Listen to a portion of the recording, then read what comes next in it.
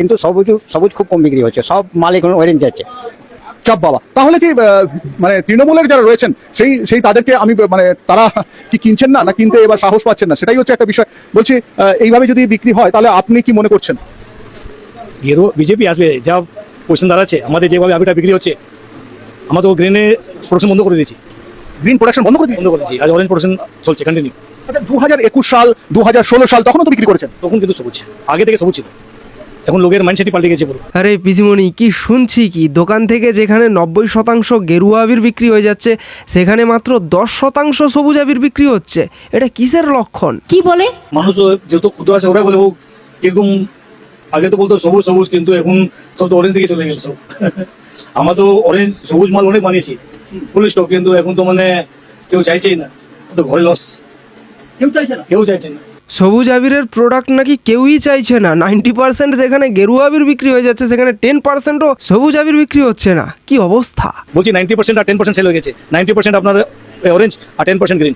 Demand হিসাবে তো আমাদেরকে তো বানাতে হবে মাল, বাজার যেরকম রিকোয়ারমেন্ট, তো আমাকে তো মাল বানাতে হবে।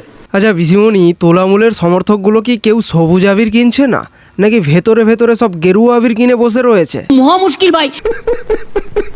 না, তা না হলে যেখানে সবুজ আবির কেউ কিনছেই না, সবুজ আবির বিক্রিই হচ্ছে না, সেখানে গেরুয়া আবির আউট অফ স্টক হয়ে যাচ্ছে। Out of stock, orange is out of stock, মাল ধরে নেই। আজকে অর্ডার দেবেন যদি মালটা চিন্তা করতে হবে মাল দেওয়ার জন্য। আউট অফ মাল এই যা দেখতে সব বিক্রি করা মাথা চলে যাবে। বাই দ্য ওয়ে, তোমরা কেউ যদি গেরুয়া আবির কিনতে চাও তাহলে আমার ভিডিওতে এই যে জাস্ট নিচে প্রোডাক্ট ট্যাগ করা রয়েছে, এখান থেকে কিনে নিতে পারো। সব দিকে চারদিকে, বোলপুর চলে যান, আপনার শান্তিনিকেতন চারদিকে, সব দিকে গেরুয়া, রানাঘাট ফানাঘাট চলে যান, হাবড়া চলে যান, সব দিকে ওই। তাহলে বুঝতেই পারছো যে সব দিকে গেরুয়া। সুতরাং আজ থেকেই গেরুয়া আবিরটা কিনে রাখো, এবং সবচেয়ে বড় কথা শরীরটা সুস্থ রাখো, কারণ ওদিনকে তো এরকম ডান্স করতে হবে নাকি।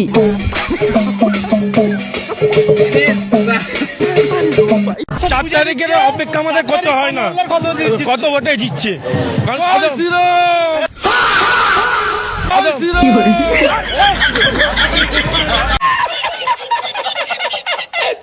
হ্যাঁ ভাই, 4 তারিখ পর্যন্ত তোদেরকে আর ওয়েট করতে হবে না, কারণ রেজাল্ট অনেক আগেই বেরিয়ে গেছে। আর সেটা বের করে দিয়েছে বাংলার মানুষ।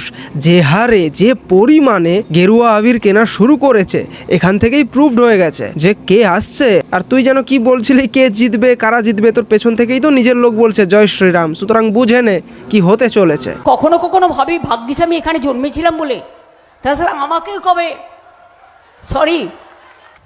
আমাকেই কবে বলে দিতে যে আমি বাংলাদেশি অনুপ্রবেশকারী। না, সব কিছুই ঠিক আছে, বাট আজকাল পিসিমণি স্পিচ রাখার সময়, বক্তৃতা দেওয়ার সময় বিশেষণগুলো একটু বেশি ব্যবহার করে ফেলছে না। মানে যে বিশেষণগুলো আমরা বন্ধু বান্ধবদের মধ্যে ব্যবহার করে থাকি, সেগুলো ইনি প্রকাশ্যে মিডিয়ার সামনে রাজনৈতিক সভার থেকে ব্যবহার করছেন। তাছাড়া আমাকেই কবে বেরিয়ে গেছে। রাগ হয়, খুব জ্বালা জ্বালা করে। জিজ্ঞেস করুন, আপনি কি করে দাঁড়িয়ে মিটিংয়ে বলছেন যে ঝুলিয়ে দেওয়া হবে পা ওপরে আর মাথা নিচে? আপনি হিংসার কথা বলছেন, সন্ত্রাসের কথা বলছেন। এ কথা হোম মিনিস্টার বলতে পারে না, আমি যেমন বলতে পারি না, অন্যরাও বলতে পারে না। না, পিসিমণির জ্ঞান দেওয়া ভিডিওগুলো বা কথাগুলো শুনতে এবং দেখতেও ভালো লাগে, কিন্তু পিসিমণি কে যেন বলছিল, আমরা যদি না থাকি না তাহলে একটা কমিউনিটির 1 সেকেন্ড সময় লাগবে, আপনাদের একদম 12টা বাজিয়ে দেবে। কে যেন বলছিল বলুন তো? এমন গুত্তনি দেবো না।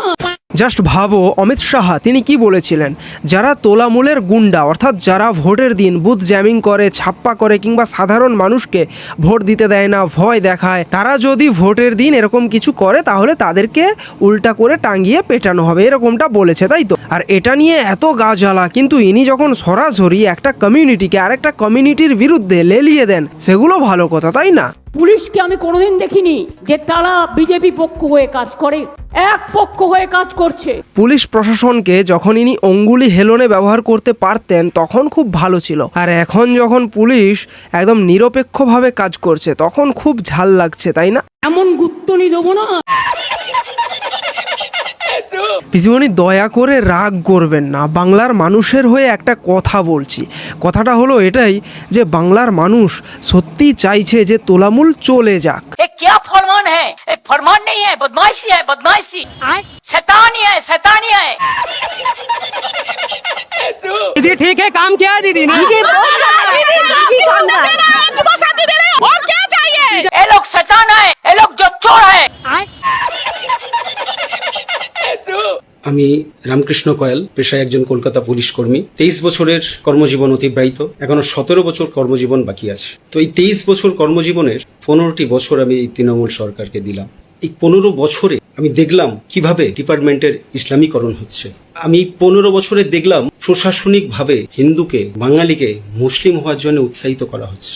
আসন্ন এই বিধানসভা নির্বাচনে প্রথম ফেজের নির্বাচন হয়ে গেছে। সেকেন্ড ফেজের নির্বাচনে এই দক্ষিণবঙ্গের সমস্ত বাঙালির কাছে আমার আবেদন, আপনাদের ভাষায় এই তথাকথিত চটিচাটা দলদাস একজন পুলিশের আবেদন, আপনারা এমন ভাবে ভোট করুন, ভোট দিন যাতে সরকারের পরিবর্তন হয়। হ্যাঁ, আমি একজন দলদাস চটিচাটা পুলিশ এই কথাটা বলছি, কারণ আমি দেখেছি কি দ্রুততার সাথে এই ডিপার্টমেন্টকে ইসলামীকরণ করা হচ্ছে। টিএমসি জিতে যাওয়ার অর্থ হচ্ছে মুসলমানের জিতে যাওয়া, হ্যাঁ, জেহাদি শক্তি জিতে যাওয়া। আর মুসলমান জিতে যাওয়ার অর্থ হচ্ছে আমাদের মঠ মন্দির ধ্বংস হওয়া, আমাদের দেবদেবীর মূর্তি ধ্বংস হওয়া। তাহলে বুঝতে পারছেন আমার এই রাজ্যের অবস্থানটা ঠিক কোনখানে।